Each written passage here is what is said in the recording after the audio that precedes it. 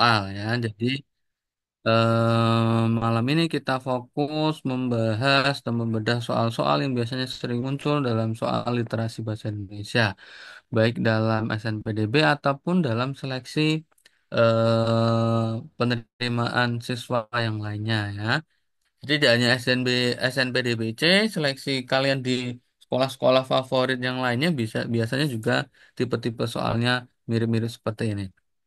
Apalagi yang Jabodetabek, kebetulan ini Pemalang ya, Pemalang mungkin nggak ada seleksi yang begitu ketat. Tapi kalau di Jabodetabek, untuk sekolah-sekolah yang favorit itu banyak menggunakan seleksi yang mirip seperti seleksi C ya. Ya, langsung saja. Ini tipe soal yang pertama yang biasanya sering muncul dalam SNPDB. Kemarin sudah pernah kita bahas. Ya, ini disajikan sebuah teks, disajikan sebuah paragraf, kemudian kalian disuruh menentukan pernyataan yang tidak sesuai atau yang tidak nyambung, atau kemarin sudah pernah kita bahas teorinya, yaitu yang tidak koheren, yang tidak sesuai, ya.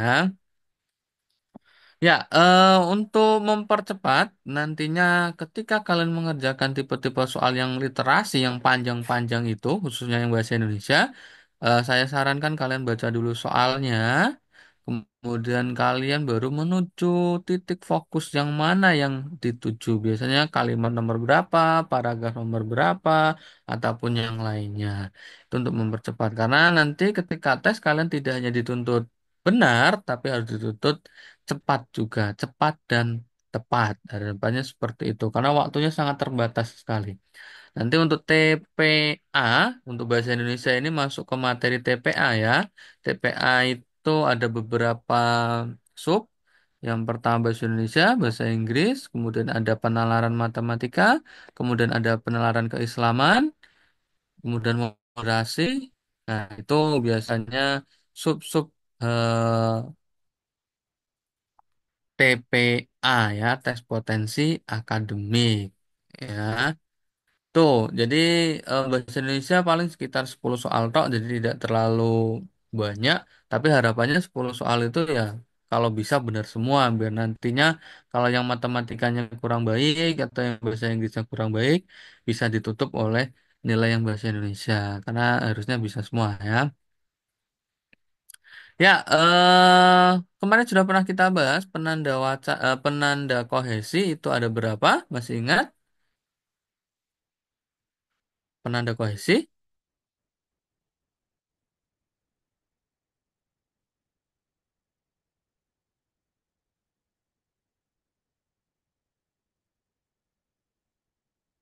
Ingat ada penanda kohesi?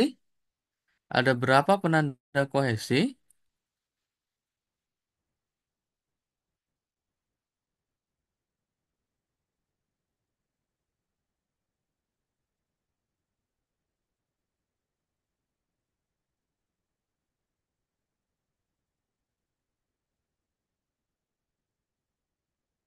Ada tiga ya. Penanda kohesi itu ada tiga. Yang pertama ada apa? Konjungsi. Kemudian ada pronomina. Dan yang terakhir ada repetisi. Ada pengulangan-pengulangan kata dalam beberapa kalimat, beberapa paragraf. Itu juga menandakan bahwa kalimat itu atau paragraf itu padu. Nah, kemudian ketika ketemu soal seperti ini, pernyataan yang tidak sesuai ini harusnya soalnya mudah, tapi butuh kecermatan kalian. Karena di sini kalian harus membandingkan opsi-opsinya, kemudian dibandingkan dengan yang ada dalam teks. Itu ya. Jadi sebenarnya ini tidak terlalu susah, tinggal kalian cermat saja, pasti bisa. Karena jawabannya sudah pasti ada dalam teks, jawabannya sudah pasti ada dalam paragraf-paragraf yang disajikan. Kemudian dalam sebuah paragraf itu pernyataannya itu bisa secara eksplisit, bisa secara implisit. Eksplisit itu apa? Eksplisit apa? Secara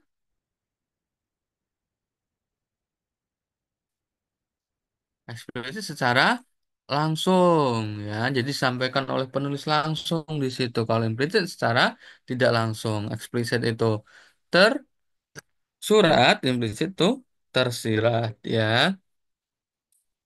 Jadi nanti ada beberapa pernyataan yang bisa kalian temukan langsung dalam kalimat itu plek ada, plek ketiplek. Kalau eksplisit, kalau implisit kalian harus menyimpulkan sendiri. Kalau kalian cermati di paragraf yang pertama, di situ membahas tentang kebutuhan dan keinginan. Ya, kemudian di paragraf kedua di situ membahas tentang macam-macamnya atau sifat-sifatnya atau karakter dari kebutuhan dan keinginan. Jadi ketika kalian sudah bisa menentukan pembahasan di paragraf pertama, paragraf kedua dan keseluruhan dari teks itu pasti akan mudah ketika kalian ini jawabannya sudah kelihatan B ya. Yang A kebutuhan yang terbagi atas primer, sekunder, dan tersier wajib dipenuhi daripada keinginan. Benar ya. Kemudian antara kebutuhan dan keinginan ada perbedaan dalam sifat pemenuhan secara macam-macamnya. Antara kebutuhan dan keinginan ada perbedaan dalam sifat pemenuhan dan macam-macamnya. Ini kurang sesuai dalam pembahasannya ya.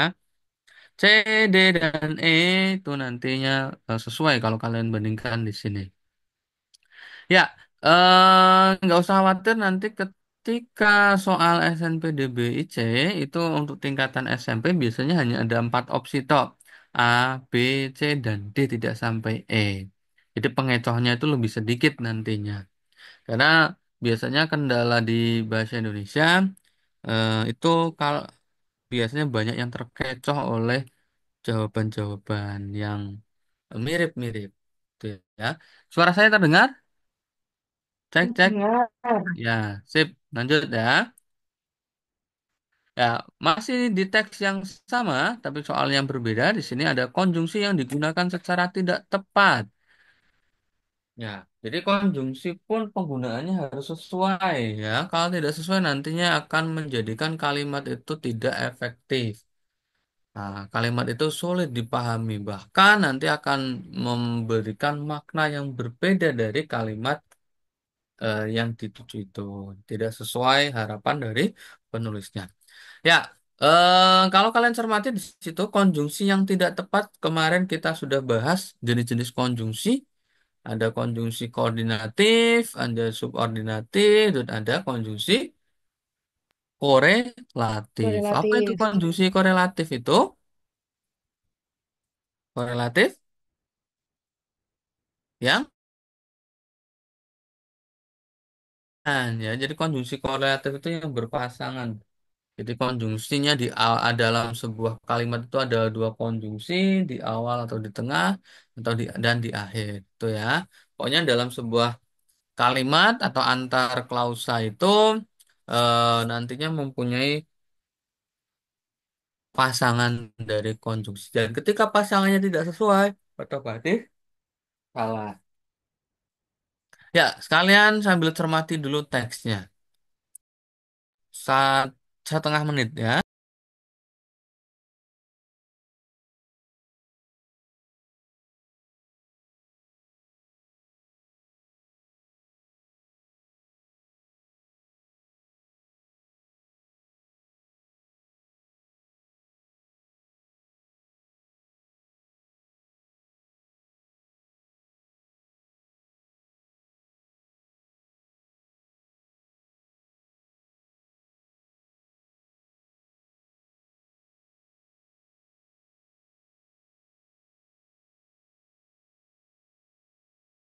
Ya, sudah kalian cermati ya. Di situ kalau kalian cermati di kalimat kedua, ada penggunaan konjungsi yang tidak sesuai.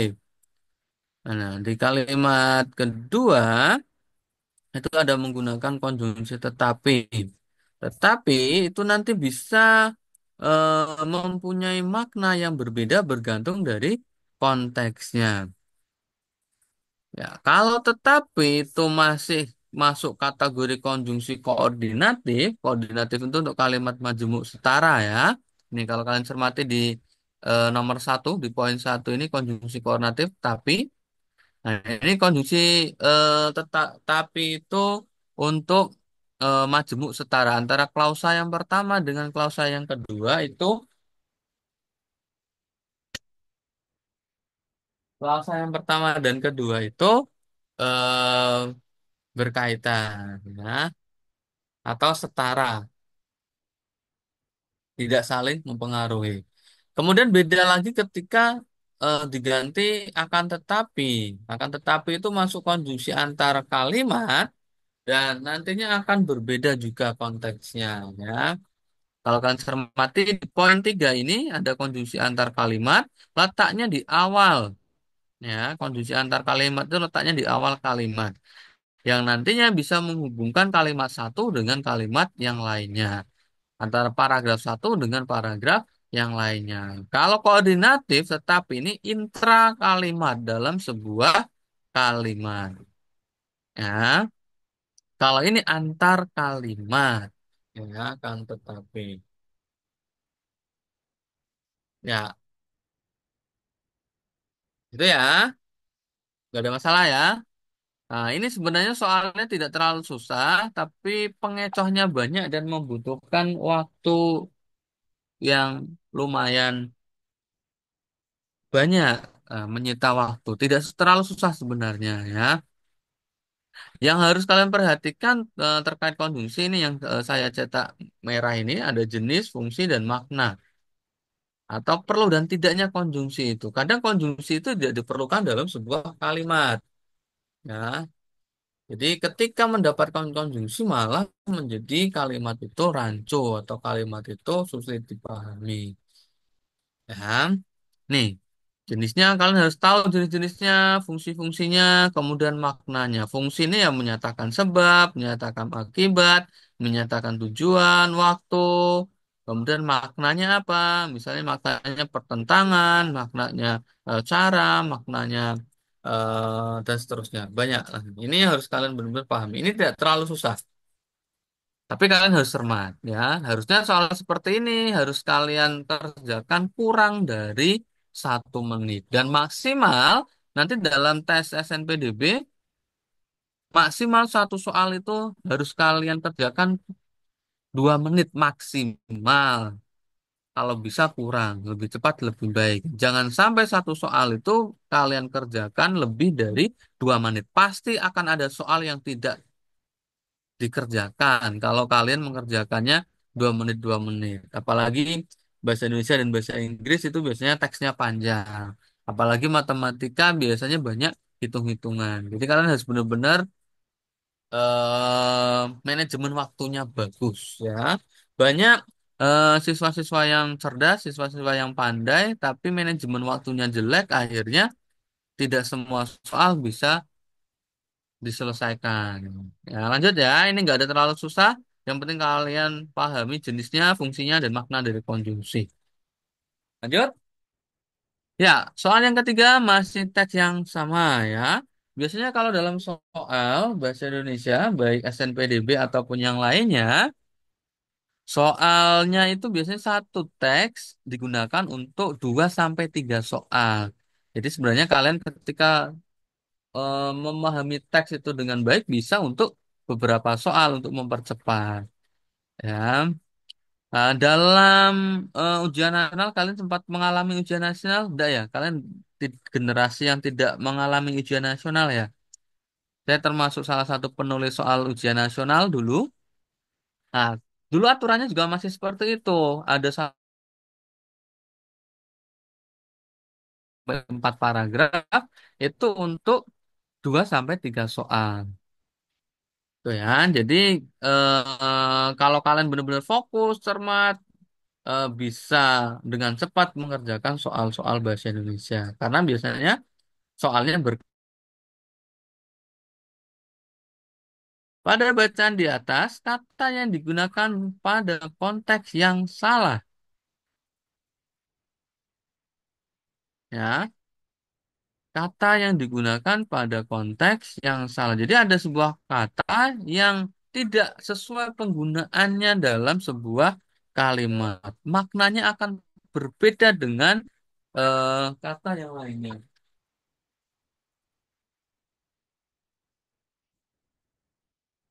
Itu ya.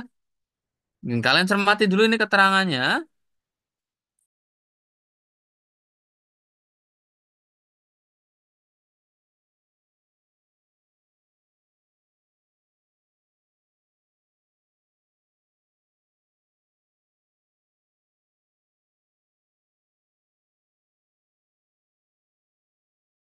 Ya, udah dibaca ya. Ya, nanti makna sementara itu bisa bermacam-macam. Kemudian bisa sebagai preposisi. Preposisi itu apa?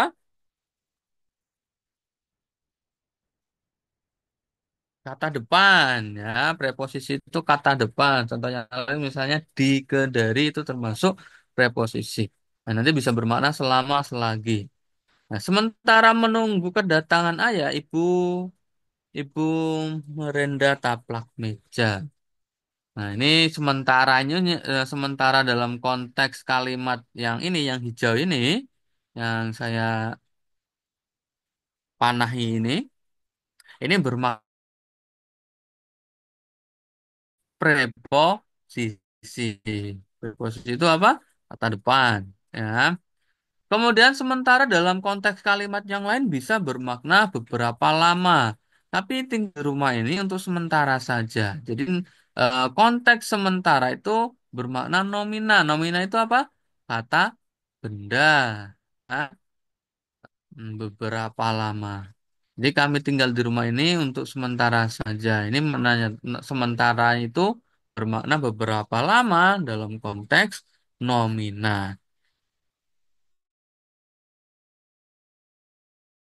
Itu ada numeralia. Numeralia itu apa? Ada yang tahu numeralia?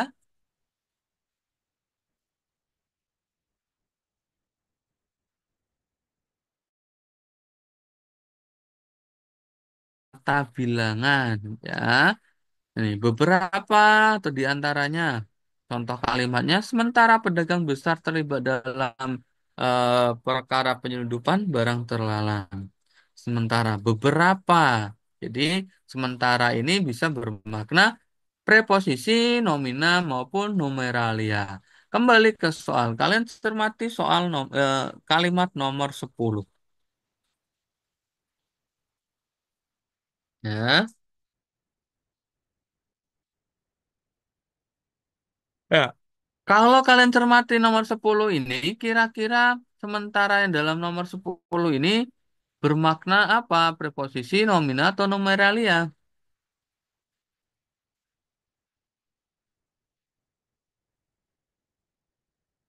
Ayo,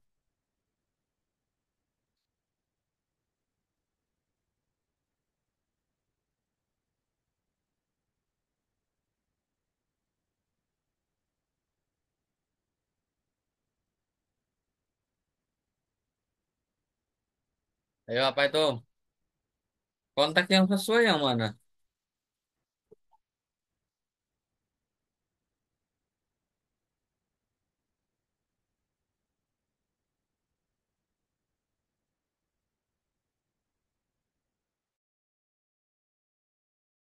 Yang poin 10, suara saya terdengar ya, walaupun hujan. Nah, kira-kira sementara itu kan tidak sesuai ya dengan konteks kalimat 10. Jawaban yang benar itu harusnya sementara itu merupakan konjungsi antar kalimat. Berarti sementara itu menandakan apa? Sebagai apa? Sebagai preposisi, nomina atau numeralia? Sebagai preposisi intinya ya, lebih menyatakan waktu. Ya, kan? Jadi jawabannya nomor 3 itu sementara itu yang tidak sesuai ya, harusnya diganti sementara itu. Termasuk konjungsi antar kalimat. Ini di awal kalimat, kemudian diikuti koma biasanya itu termasuk konjungsi antar kalimat. Jadi konjungsi itu ada 3 berdasarkan letaknya ya. Ada konjungsi intra kalimat atau dalam sebuah kalimat, kemudian ada konjungsi antar kalimat, kemudian yang terakhir konjungsi antar paragraf. Konjungsi antar kalimat dan antar paragraf itu hampir sama. Bedanya di letaknya tadi ya. Lanjut ya, nggak ada masalah ya. Ini sudah pernah kita bahas apa belum sih? Ini pertemuan keberapa? Dua ya, bener ya? Atau ketiga? Dua ya, bener ya? Ini pertemuan kedua kita ya?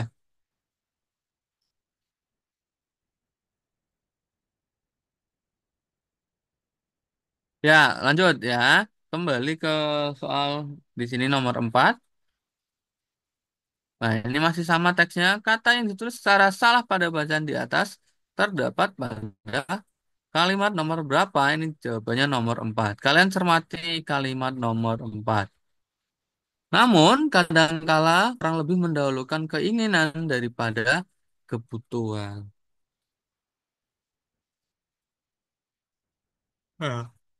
Ini berhubungan dengan penulisan kata atau proses pembentukan kata yang tidak sesuai.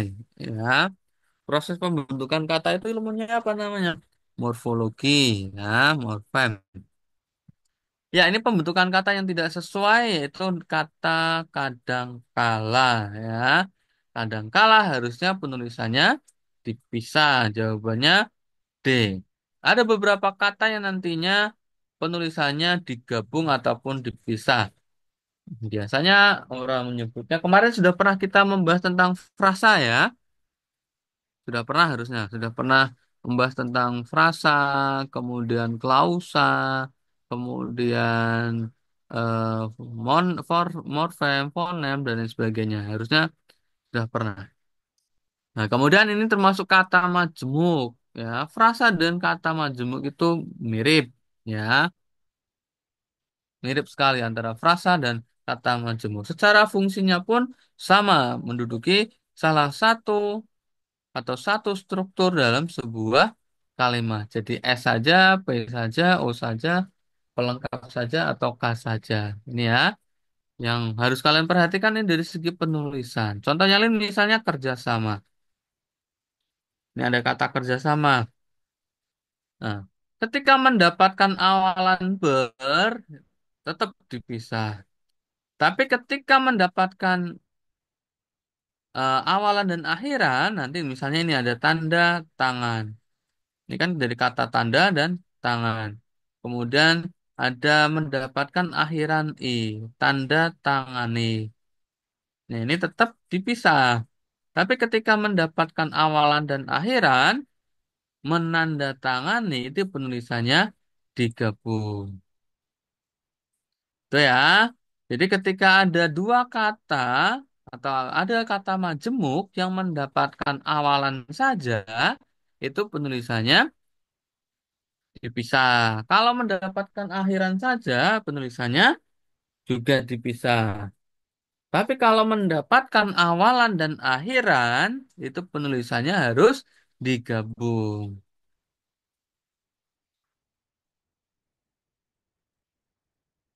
Ya, contoh yang lain misalnya tanda tangan. Tanda tangan, tanggung jawab. Tanggung jawab dipisah atau digabung?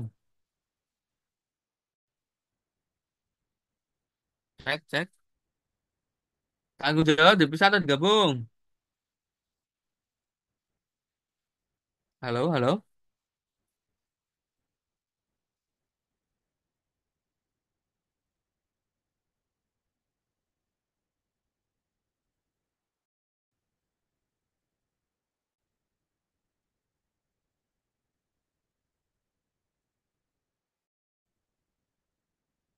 Masih terdengar ya suaranya ya?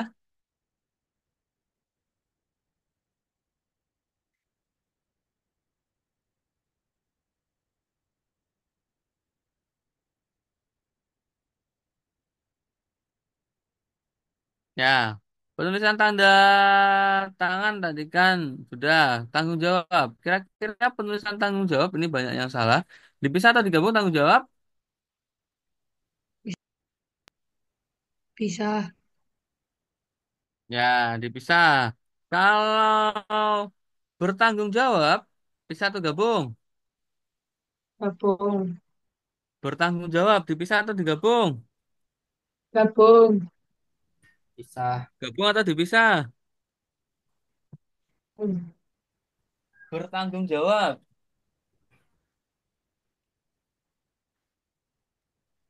Gabung. Dipisah ya. Bertanggung jawab itu tulisannya dipisah. Karena hanya mendapatkan awalan tok. Nah, yang harus digabung itu ketika mendapatkan awalan dan akhiran. Contohnya apa? Anggaran. Dipertanggungjawabkan ya atau pertanggungjawaban. Ketika mendapatkan awalan dan akhiran itu penulisannya harus digabung. Contohnya ini tadi ada tanda tangani, atau bertanda tangan. Itu dipisah, tapi menandatangani karena mendapatkan awalan mo dan akhiran i, tulisannya harus digabung. Gitu ya. Jadi ketika ada kata majemuk atau ada frasa yang mendapatkan awalan dan akhiran, tulisannya harus digabung. Ya. Tuh, diingat-ingat ya, penulisan yang pertama dan kedua ini saling berkaitan. Kemudian ada jenis penulisan yang ketiga, penggunaan kata antar atau ada yang menyebutnya itu namanya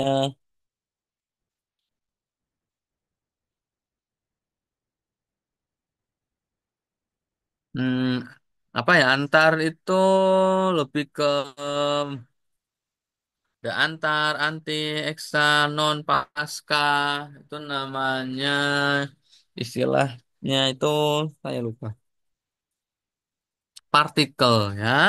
Nah, ada penggunaan partikel antar, anti, eksa, non, pasca, a, non dan lain sebagainya itu penulisannya harus digabung ya, antar kota, antar provinsi, antar pulau, anti narkoba, anti radiasi, ekstrakurikuler, ekstra apa, kemudian abiotik, normal dan lain sebagainya. Itu penulisannya harus digabung, diingat-ingat. Yang sering muncul sih kata antar. Kemudian yang keempat, itu penulisan yang sudah dipakemkan, sudah dipatenkan. Nah, di tata bahasa baku, ada kacamata. Kacamata yang bentuk barang atau kacamata yang digunakan itu penulisannya digabung ya, bukan kaca spasi mata, tapi digabung. Matahari juga digabung, bukan mata sepati hari. Sapu tangan juga sama, segitiga juga sama, sukacita juga sama. Ya, ini sudah dipakemkan, jadi nggak boleh dipisah. Kalau olahraga penulisannya digabung atau dipisah? Gabung. Ya, kalau orang tua, Sah. ya betul. Kalau wali kota, Gabung. ayo wali kota, Pisah, ya pisah. dipisah, ya. Ingat-ingat, ya. Ini sering muncul dalam soal biasanya dalam bentuk kata atau pembentukan kata. Ini kalian perhatikan kalimat nomor kata kadangkala yang salah penulisannya harusnya dipisah. Ya. Sering muncul itu kata olahraga. Nah, atau kata orang tua nanti yang sering muncul dalam soal. Lanjut ya, dan antar ini juga sering muncul. Ini juga sama, yang penulisan yang poin kedua ini juga sering muncul dalam soal. Lanjut, soal nomor 5. Masih dalam teks yang sama. Ketidakefektifan kalimat terjadi pada kalimatnya. Kalimat efektif. Ini dalam soal bahasa Indonesia apapun kalian di SD, SMP, SMA, nanti bahkan di mata kuliah bahasa Indonesia, pasti akan ketemu juga kalimat efektif. Dimanapun jenjang kalian belajar bahasa Indonesia, pasti akan ketemu kalimat efektif. Ya, kalian harus tahu konsepnya dulu. Konsep antara kalimat efektif dengan kalimat baku. Kalimat efektif itu yang seperti apa konsepnya?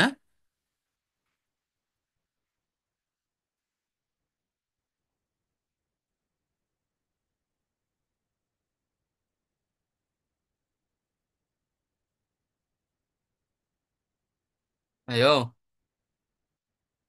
konsep dari kalimat efektif itu kalimatnya seperti apa efektif itu?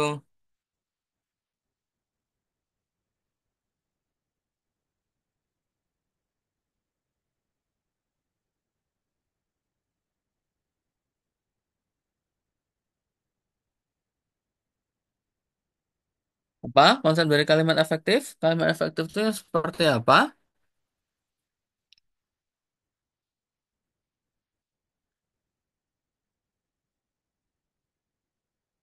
Kalimat yang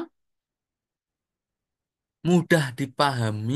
Jadi ketika si penulis dan pembaca, pembaca satu, pembaca dua, pembaca tiga itu satu pemahaman, itu namanya kalimat efektif. Tapi ketika si penulis dengan si pembaca itu sudah beda pemahaman atau kalimatnya sulit dipahami orang-orang yang lainnya, nah itu namanya kalimat tidak efektif. Jadi konsep kalimat efektif itu kalimat yang mudah dipahami, ya. Kalau kalimat baku konsepnya apa? Kalimat yang sesuai dengan kaidah, sesuai dengan aturan. Nah, itu ya, kalau efektif itu yang mudah dipahami, baku itu kalimat baku itu yang sesuai dengan kaidah, sesuai dengan aturan. Aturannya apa? Ya dari EYD-nya, dari huruf kapitalnya, tanda bacanya, kemudian cetak miring tidaknya, kemudian singkatannya, dan lain sebagainya. Tuh, itu kalau kebakuan kalimat itu bisa bermacam-macam. Pokoknya yang sesuai dengan aturan. Aturannya bisa dari EYD, bisa dari KBBI, bisa dari Tata Bahasa Baku Bahasa Indonesia. Itu ya, kembali ke kalimat efektif. Kalimat efektif itu ada beberapa ciri. Nah, kemarin sudah pernah kita bahas tentang konsep kalimat. Kalimat itu harus memiliki sekurang-kurangnya struktur S dan P, subjek dan predikat. Kalau salah satu S dan P itu tidak ada, bisa dikatakan kalimat itu tidak efektif. Kalimat itu tidak baku. Karena di kalimat baku pun sama syaratnya. Syarat dari sebuah kalimat itu harus ada minimal S dan P. Minimal, ya. Kalau tambah O dan K ya lebih lengkap lagi. Tapi minimal harus ada. Tapi kalau kalimat itu tidak ada keterangannya, tidak ada objeknya, ataupun tidak ada pelengkapnya, tidak masalah. Yang penting harus ada S dan P.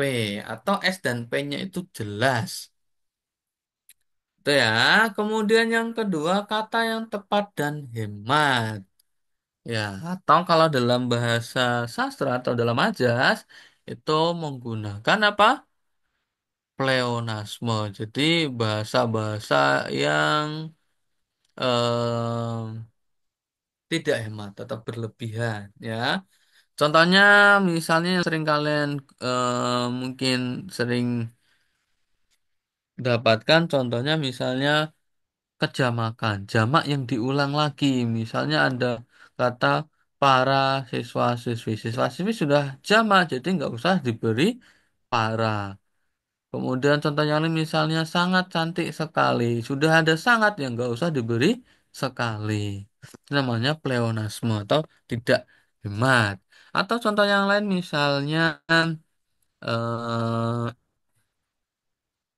maju ke depan, mundur ke belakang itu juga termasuk pleonasme. Ya maju ya otomatis ke depan, mundur ya otomatis ke belakang. Itu namanya tidak hemat. Kata yang tepat dan hemat, ya. Dan ini yang sering muncul dalam tingkatan SMP atau MTS. Kalau efektif itu poin dua yang paling sering muncul di soal. Poin satu ini termasuk yang agak susah. Ini biasanya tingkatannya sudah ke SMA ataupun mahasiswa.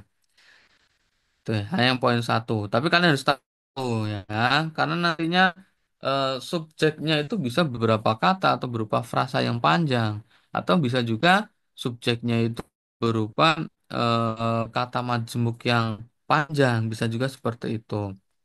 Jadi yang poin satu itu malah jarang muncul dalam soal SMP. Yang poin dua ini paling sering muncul dalam soal-soal tingkatan SMP atau MTS.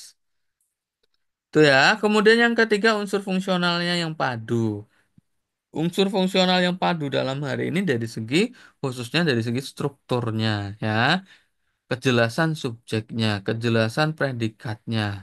Ketika salah satunya tidak jelas, itu ya akan memaknainya lebih sulit atau kalimat itu jadi nantinya susah dipahami oleh orang lain. Karena fungsi-fungsinya tidak padu atau tidak sesuai. Penggunaan konjungsi yang tidak tepat, penggunaan kata yang tidak sesuai.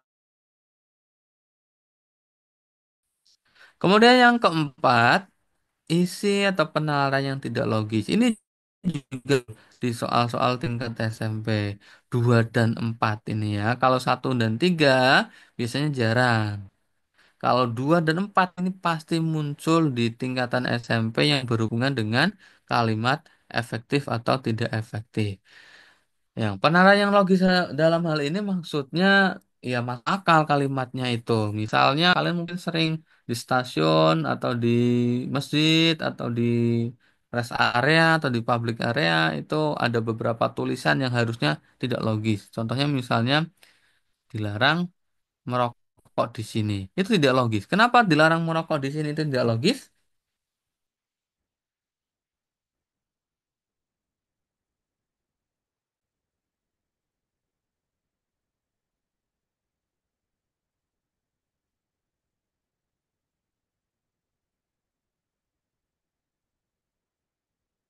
Ya, karena biasanya tulisannya kan ditempel di tembok ya. Di sini itu di tembok. Jadi dilarang merokok di sini itu tidak tepat. Harusnya diganti dilarang merokok di ruangan ini atau di area ini. Itu ya. Contoh yang lain misalnya yang tidak logis itu kalau Jumatan, misalnya kalian sering ketika akan khutbah itu pengurus masjid menyampaikan yang membawa HP dimatikan. Keambiguitasan itu juga termasuk menjadikan kalimat itu tidak efektif. Apa itu ambigu? Ambigu itu bermakna ganda atau multi tafsir ya. Jadi kalimat-kalimat yang ambigu, yang bermakna ganda, yang multitafsir itu termasuk kalimat yang tidak efektif. Contohnya tadi itu yang membawa HP dimatikan. Itu bisa bermakna yang membawa HP orangnya itu dimatikan atau bisa bermakna HP-nya yang dimatikan. Namanya kalimat ambigu atau multi tafsir atau bermakna ganda. Contoh yang lain misalnya kalimat ambigu itu contohnya mungkin kalian dengar ada ah, kucing makan tikus mati. Itu juga termasuk ambigu ya.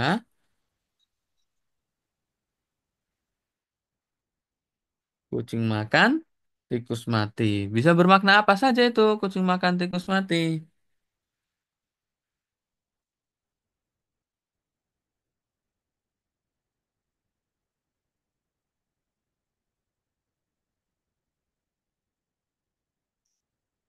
Ayo, kucing makan tikus mati itu bisa bermakna ganda atau multitafsir ya.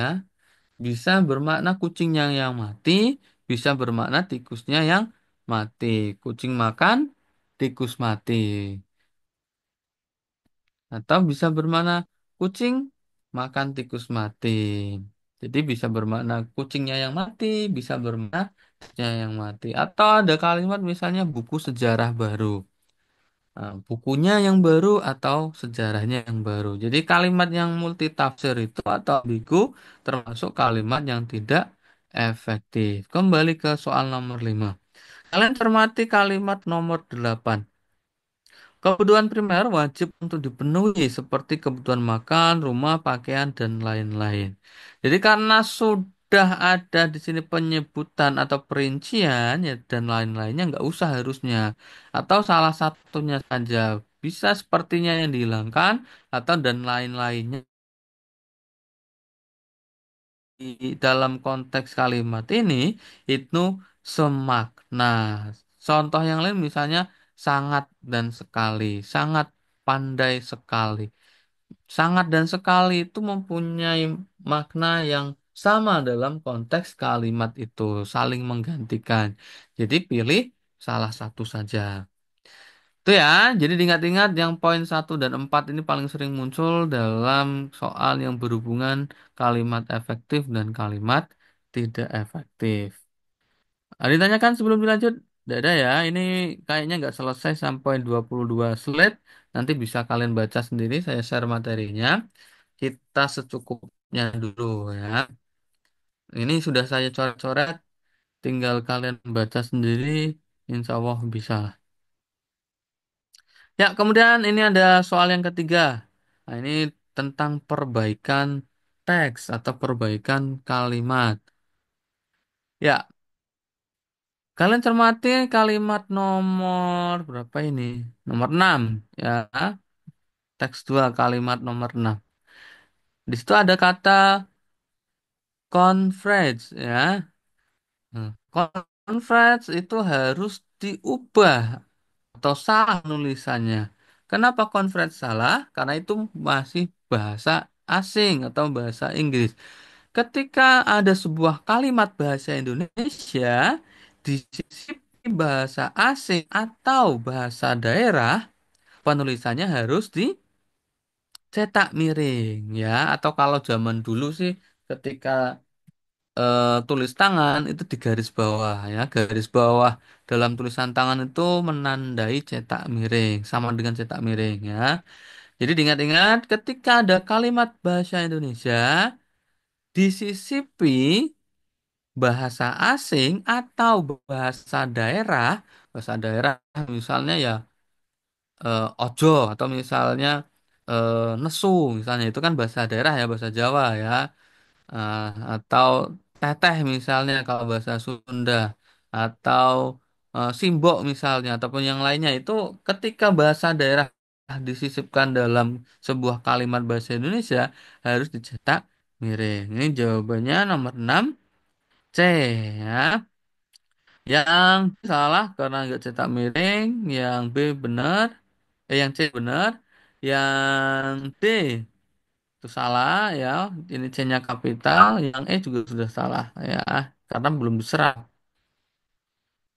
Ah, diingat-ingat ini ada beberapa kriteria penulisan cetak miring. Yang pertama nama buku atau judul buku ya. Nah, misalnya novel Dilan, Milea atau apa itu ketika dimasukkan dalam konteks sebuah kalimat itu harus cetak miring. Contohnya misalnya Bumi Manusia, pernah ya baca novelnya ya atau filmnya, nonton. Nah, itu juga harus cetak miring. Majalah, nama-nama majalah, walaupun sekarang sudah jarang anak-anak sekarang baca lah ya, itu harus cetak miring. Misalnya dalam konteks kalimat ada judul majalah atau ada jenis majalah, misalnya majalah buku, majalah apa lagi ya? Sekarang sudah jarang ya. Mungkin di sekolah kalian ada majalah juga ya. Ya itu majalah-majalah jenis itu misalnya tabloid-tabloid itu juga harus dicetak miring. Termasuk surat kabar, misalnya Tempo, Kompas, Suara Merdeka, ataupun yang lainnya. Ketika dimasukkan ke dalam konteks kalimat bahasa Indonesia harus dicetak miring. Kemudian yang kedua, huruf cetak miring itu bagian penting atau yang dikhususkan. Walaupun yang poin 2 ini sudah jarang digunakan. Bagian yang penting atau dikhususkan itu biasanya sekarang dicetak tebal atau di bold. Ya. Cetak tebal itu menandai bahwa kata itu penting, kata itu ditegaskan atau kata itu dikhususkan. Itu. Ya. Kemudian yang ketiga istilah asing yang belum diindonesiakan. Ini yang sesuai dengan konteks dalam soal. Ya. Sebenarnya tidak ada asing ya, tapi istilah daerah juga, bahasa daerah juga. Ya, dengan poin 1 dan 3 ini yang sering muncul dalam soal berhubungan dengan bentuk cetak miring ya.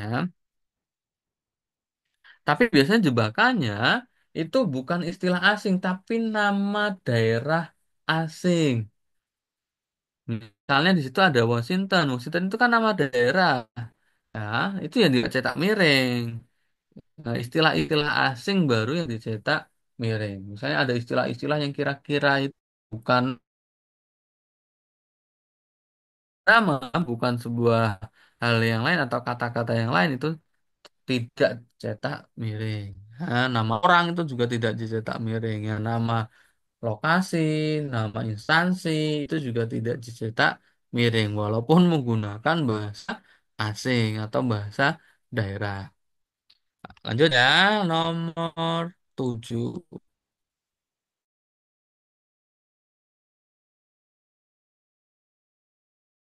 itu. Yang saya kotaki biru itu. Kalian baca dulu, cermati.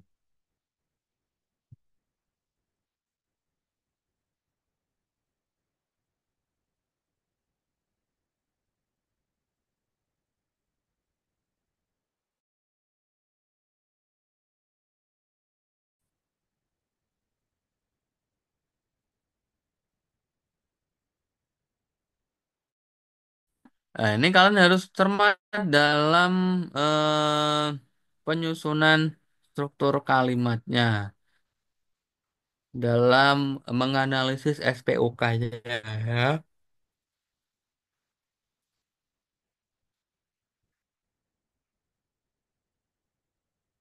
Ya, kalau kalian cermati di situ ada kalimat dipandang dari sudut sosiologi, konfliksional berarti sebuah masalah yang dapat menimbulkan pertentangan atau perselisihan dalam masyarakat. Yang perlu diperbaiki apa? Itu kata yang paling depan situ ya. Ketika tidak ada kata jika dalam kalimat nomor 7 itu, nanti akan kesusahan menentukan keterangannya atau keterangannya kurang jelas ya. Jadi jika kemudian ke kemudian dengan itu nanti menandai sebuah keterangan ya. Strukturnya atau fungsinya kurang batu atau kurang nyambung atau kurang koheren karena tidak jelas dari segi struktur kalimatnya. Ya, kalian tidak asing dengan pelengkap ya, struktur pelengkap ya. Yang harus kalian perhatikan, sebuah kalimat ketik sudah ada pelengkapnya, pasti tidak ada objeknya, hampir pasti tidak ada objeknya. Itu disebut kalimat aktif intransitif. Pernah dengar istilah kalimat aktif intransitif? Kalimat aktif intransitif itu kalimat yang tidak membutuhkan objek, ya, kalimat yang tidak ada objeknya. Kebalikannya, kalimat aktif transitif itu kalimat yang membutuhkan objek. Contohnya, misalnya seperti ini. Ada kalimat Budi memakan pisang, misalnya. Ini disebut kalimat aktif transitif. Bud itu subjek, memakan itu predikat, pisang objek. Ya, ciri-cirinya kalimat aktif transitif itu subjeknya bisa bertukar posisi menjadi objek ketika dipasifkan. Ketika dipasifkan berarti pisang dimakan Budi. Nah, pisang ini sekarang berubah menjadi subjek, Budi berubah menjadi objek. Jadi bertukar posisi. Ini namanya kalimat aktif transitif. Kalau kalimat aktif intransitif tidak bisa nantinya pelengkap itu berpindah posisi menjadi subjek. Subjek berpindah menjadi pelengkap itu tidak bisa ya. Biasanya kalimat aktif transitif itu predikatnya pasti diawali "me". Kalau aktif intransitif, predikatnya diawali ber. Contoh kembali ke soal di sini ya. Nah, di sini predikatnya diawali ber. Nah, ber itu biasanya atau hampir pasti ketika predikatnya diawali ber, itu di situ bukan objek, tapi di situ pelengkap. Itu ya. Ya, ada yang tanyakan kalimat aktif transitif intransitif ini kadang sering muncul. Ya, gampang karena kalian hanya membaca-baca tok, sudah ada keterangannya, hanya 20 soal, 22 slide. Yang harus kalian cermati ini masih ada waktu 5 menit, yang di sini nggak ada. Dan sebenarnya kemarin sudah sempat kita di pertemuan yang pertama. Di tahun 2023 itu hampir nggak keluar soal sastra di SNPDB ya, tapi 2024 tahun ini itu ada soal sastra. Jadi yang harus kalian perhatikan nantinya soal sastra itu pasti berhubungan dengan prosa, puisi ataupun drama. Kalau soalnya berhubungan dengan prosa, contohnya cerpen, novel, kemudian anekdot, kemudian hikayat, kemudian misalnya fabel di SMP. Nah, itu yang harus kalian perhatikan itu unsur intrinsik dan unsur ekstrinsik. Unsur intrinsik apa saja? Ada 7 yang harus kalian perhatikan. Nanti bisa kalian pelajari ya. Ya, itu kalau kalian berhubungan dengan prosa pasti tanyakannya unsur intrinsik maupun ekstrinsik. Intrinsik itu ada tema, tokoh, penokohan, ada setting, ada alur, kemudian ada sudut pandang, kemudian ada amanat, kemudian ada gaya bahasa. Ada 7 unsur intrinsik. Ya, itu harus benar-benar kalian paham. Kalian benar-benar kalian cermati. Biasanya sering muncul sih amanat. Amanat sering muncul. Latar itu juga kadang sering muncul. Tema itu juga sering muncul. Itu diingat-ingat. Itu soal yang berhubungan dengan prosa. Kalau yang berhubungan dengan puisi itu pasti kaitannya dengan unsur fisik dan unsur batin. Ya, unsur fisik dan unsur batin. Ya, unsur fisik itu yang puisi itu ya. Tapi, tapi kalau unsur batin itu yang tidak bisa dilihat secara fisik, misalnya makna, amanat, kemudian yang lainnya. Nah, itu yang harus kalian pelajari ya, unsur fisik dan unsur batin puisi, unsur fisik dan ekstrinsik dari prosa dan drama. Itu ya, itu yang harus kalian pelajari. Jadi siap-siap ketemu soal sastra nantinya. Dan harusnya tidak terlalu sulit. Harusnya bisa, yang penting kalian cermat. Ya, tokoh penokohan itu kan nggak ada masalah. Tema juga kan nggak ada masalah. Apa yang kesulitan dari unsur intrinsik? Coba dari unsur intrinsik dari 7 itu kira-kira ada yang belum kalian pahami?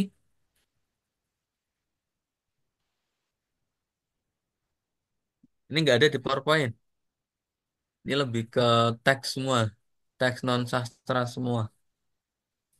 Ya kira-kira dari unsur intrinsik, adakah kesukaran atau yang masih bingung? Sudut pandang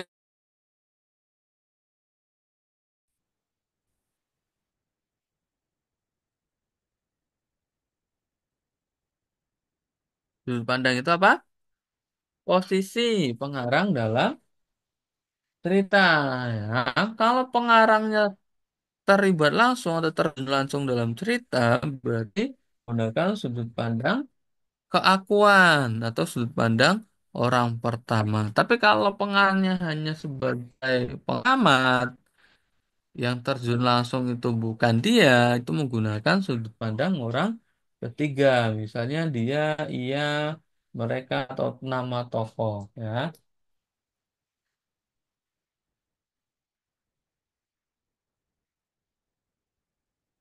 Oh, gitu ya. Gak ada masalah ya.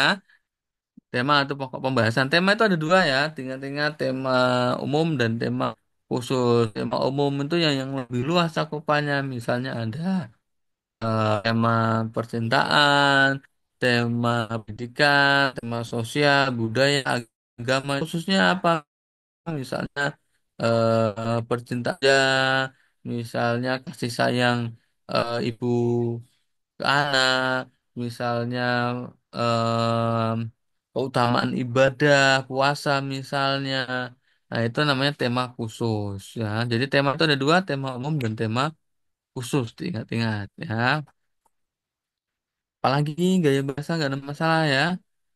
Bahasa itu macam-macam, ada metafor, ada ironi, ada paradoks, ada sinedoks, ada bermacam-macam. Gak ada masalah ya. Kalau nggak ditanyakan berarti nggak ada masalah. Oh, yang biasanya sering muncul dan kalian harus benar-benar pelajari ya. Harapannya 10 soal di literasi bahasa Indonesia itu dapat nilai sempurna biar nantinya ketika bahasa Inggrisnya sulit atau ketika matematik itu bisa didorong nilai bahasa Indonesianya. Itu ya, kalau nggak ada yang tanyakan, kita cukupkan pertemuan malam hari ini pukul 9 ini. Waktunya istirahat. Nanti saya upload di e-learning. Kalian bisa cek kembali rekamannya atau bisa kalian cek lagi filenya. Ini nanti PDF-nya saya share ya. Ya, kalau nggak ada pertanyaan, kita akhiri